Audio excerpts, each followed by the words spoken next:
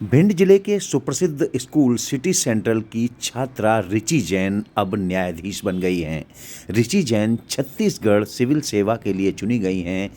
उनकी छत्तीसगढ़ में सिविल सेवा के लिए 19वीं रैंक आई है। रिची जैन को स्कूल प्रबंधन ने उनके घर जाकर गत रोज सम्मानित किया और उनके परिजनों को मिठाई भी खिलाई। आप देखिए रिची जैन के साथ हमारी खास बातचीत।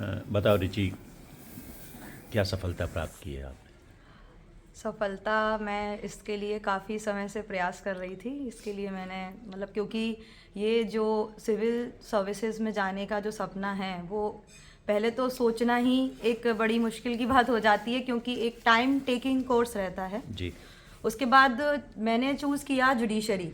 तो जुडिशरी में 3 साल मुझे एक्स्ट्रा देने पड़े, क्योंकि मैंने पहले बीएससी की, उसके बाद मैंने एलएलबी की। जी। एलएलबी करने के बाद ही एलिजिबल होते हैं जुडिशरी के कोर्स के लिए। बिल्कुल बिल्कुल। फिर मैंने प्रिपरेशन की 1 साल, और अभी मैंने अपना पहला अटेम्प्ट दिया था छत्तीसगढ़ जुडिशरी का। जी। तो जिसमें जिन भी लोगों ने मेरा सपोर्ट किया, उनकी सबकी प्रेरणा से और फैमिली की सपोर्ट, टीचर्स का सपोर्ट और फ्रेंड्स के सपोर्ट से मेरा आज सिलेक्शन हो गया है सिविल जज जुडिशरी जी। छत्तीसगढ़ लोक सेवा आयोग। कौन सी रैंक रही? रैंक मेरी सर 19th रही है। 19th रही है जी सर। तो इसका मैं एक सीधा वो करूँ कि किसको श्रेय देना चाहेंगे? तो सर अगर मैं श्रेय देने की बात करूँ तो कोई एक पर्सन नहीं है जी। इस जर्नी में। जी। हर एक पर्सन जो बचपन से लेके अभी तक मेरे साथ है, उन सबको ही मैं अपना श्रेय देना चाहूँगी। जी। फिर सबसे पहले मैं अपने ईश्वर को, उसके बाद मेरी फैमिली, पेरेंट्स, मेरे टीचर्स जिन्होंने मुझे मार्गदर्शन दिया, बार बार मुझे बताया कि आप इस रास्ते पर चलें, ये रास्ता आपके लिए सही है।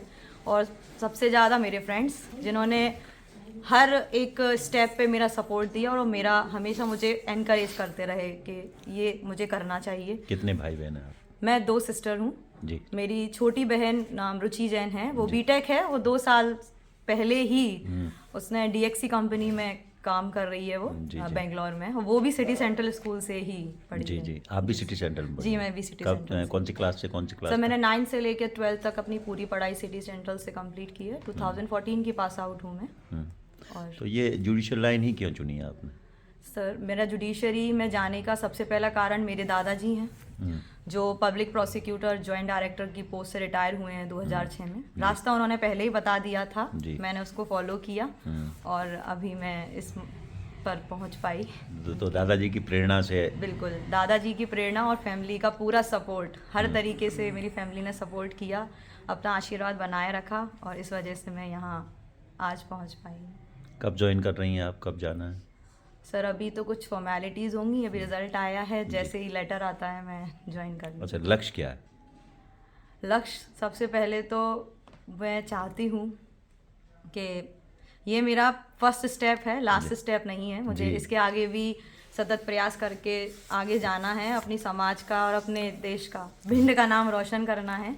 अभी भिंड किसी भी फील्ड में पीछे नहीं है, ये फील्ड भी थी, इसमें भी हो गया उसका योगदान। बाकी मैं चाहूँगी कि किसी के साथ कभी अन्याय ना हो, और जो रास्ता भगवान दिखाएंगे और कानून ने बताया है उसको मैं फॉलो करूं, और कोशिश करूं कि किसी के आपने अभी अपने फ्रेंड्स के लिए कहा, तो युवाओं के लिए आपने ये परीक्षा ने 19वीं रैंक प्राप्त की है, तो और सबके लिए क्या कहेंगे? कैसे पढ़ाई करें, कैसे इस तरह की स्वर्णिम सफलता प्राप्त करें? मैं बस यही बोलना चाहूँगी कि आजकल आप जिन भी लोगों के साथ पढ़ते हैं तो अपने साथियों को साथ लेकर चलें, क्योंकि अगर आप उनको साथ लेकर चलेंगे तो उनका साथ भी आपके साथ रहेगा, तो आपको सफलता प्राप्त करने में आसानी होगी। कंपटीशन की भावना रखना भी ठीक है, बट अपनों के साथ रखने से कुछ दिक्कतें आ सकती हैं, तो उन पर ध्यान ना देते हुए अकेले जाने से अच्छा है सबको साथ लेकर चलें। और मैं बस यही एक सबको मैसेज देना चाहूँगी कि दोस्तों का सपोर्ट बहुत ज़रूरी होता है। अपने दोस्तों की जितनी मदद हो सके करें, क्योंकि आप फैमिली नहीं होती वहाँ पे, दोस्त ही होते हैं जो आपको आगे ले जाते हैं। पढ़ाई करने का क्या सूत्र है? किस तरह से बच्चे पढ़ाई करें आगे जाने के लिए? सर अगर मैं पढ़ाई करने के बारे में बोलूँ तो पढ़ाई करने का ऐसा कोई सिद्धांत नहीं है, बस आप जो भी पढ़ें एक फुल फोकस के साथ पढ़ें। दिन में 6 घंटे पढ़ाई करना सफिशिएंट होता है, बट 6 घंटे आप सिर्फ पढ़ें। जी। मोबाइल से एक दूरी बना लें, वो बहुत ज़रूरी है, क्योंकि वो सबसे ज़्यादा डिस्ट्रैक्ट करता है। अब सोशल मीडिया में बहुत सारी एप्लीकेशंस हैं, उनको बंद कर दें जब आप प्रिपरेशन कर रहे हैं, और कॉलिंग को भी रोक सकते हैं कुछ दिनों के लिए। 6 घंटे पढ़ें बट फुल फोकस के साथ पढ़ें, और जिस भी सब्जेक्ट को पढ़ें उस पर अपनी कंप्लीट पकड़ रखें, तो आपको सफलता मैं तो ये बोलूँगी निश्चित ही मिलेगी। एक अंतिम सवाल ये है, देश में पेंडिंग केसेस की संख्या बहुत ज़्यादा है, लाखों में हो गई है। एक नए जज से मैं पूछना चाह रहा हूँ, ये पेंडेंसी कैसे ख़त्म होगी? सर, अब मैं अगर न्यायिक व्यवस्था की बात करूं तो कानून का मतलब ये है कि सबको सुनने के बाद ही न्याय दिया जा सकता है। जी। जैसे अब मैं सेक्शन की भी बात करूं तो हमारे यहाँ व्यवस्था है कि क्वालिटी मैटर करती है, क्वांटिटी नहीं। अगर 100 विटनेसेस की आवश्यकता है तो जब तक हम 100 को नहीं सुन लेंगे तब तक एक डिसीजन पे नहीं पहुंचा जा सकता। तो अगर 99 सुनने के बाद भी एक व्यक्ति अगर बाद में आएगा तो उसको एक के सुनने के बाद ही कुछ डिसाइड किया जा सकता है। तो बस मैं इतना ही कहना चाहूँगी कि जो डिले हमको देखने में आता है बट अंदर की व्यवस्था से अभी अपन नहीं परिचित हैं, तो कानून की व्यवस्था जो सुचारू रूप से चल रही है, लोगों को सरल, सुलभ और शीघ्र न्याय कैसे मिले? उसके लिए मैं बस एक सजेशन देना चाहूँगी कि कानून के कुछ सब्जेक्ट्स होते हैं जी।